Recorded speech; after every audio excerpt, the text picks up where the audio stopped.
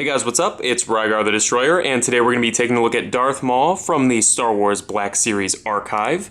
Now this is an absolutely amazing figure, but before we take a closer look at it, let's go ahead and take a look at his packaging. So here it is, pretty standard for what we've seen out of the archive series. Kind of bland here on the front, and then on the back it's got an image of Darth Maul as well as an image of the original release of this figure. And then of course down here there is a brief description, and if you'd like to read that you can go ahead and just pause the video. So anyway, before we get back into the review as well, I want to mention I'm just so glad that Hasbro decided to re-release this figure. I'm sure this isn't a common issue, but I missed this the first time. I wasn't even collecting the Black Series yet when these figures hit the shelf. So, whenever I did start collecting, I wasn't able to pick them up. So I am glad that they are releasing some of these kind of more iconic characters that are going up in value a lot on the secondary market, just because, I really want to add this guy to my collection, but I didn't want to pay like 90 bucks or whatever on the secondary market. So anyway, as far as the figure goes, it stands at 5 3/4 inches tall. So he's right in scale with all of your other Black Series figures. And this guy comes with a ton of accessories. The first one that we'll talk about is the head that's on the figure currently. This is just the plain head, very nicely sculpted and everything, but it doesn't come on the figure in the packaging. That would be this head, the one that comes with the cloak. Now this one here, as you can see, pretty much the same. It has the same articulation and everything, but it's got this rubber piece glued on there. Now, you can snake this onto the figure and it looks really nice. It does kind of limit articulation, but honestly, when Darth Maul is dressed like this, he doesn't do, as much like acrobatics. So I think it's fine.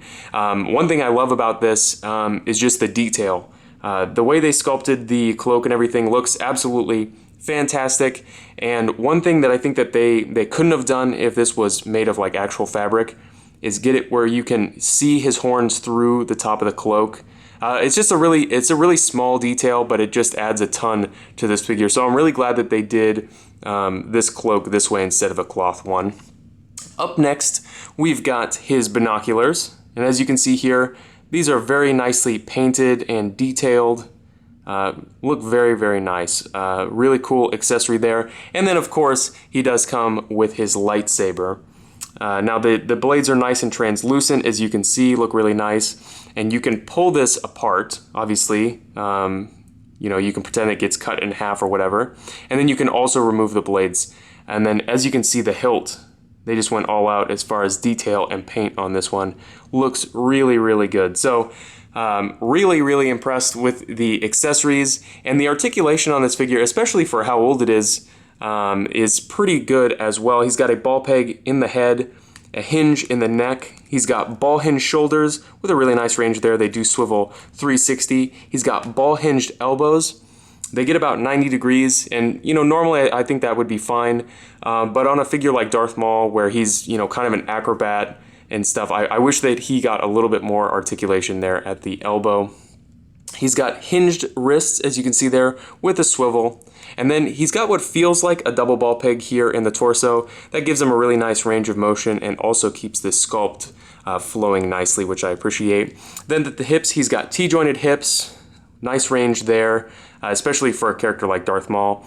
And one thing that I like that they've done here is they've used a mix of soft goods and like soft vinyl to really kind of fill out the cloak and make it look nice. He's got ball hinge knees. Oh, did I mention the thigh swivel as well? Ball hinged or double jointed knees with a nice range, and then hinged ankles with an ankle rocker. So overall, an absolutely fantastic figure. Nothing's really changed since the original one, but honestly, nothing really needed to. It was pretty much perfect the first time around. So if you have any comments or questions, please leave them down in the comment section below, and I guess I'll see you later.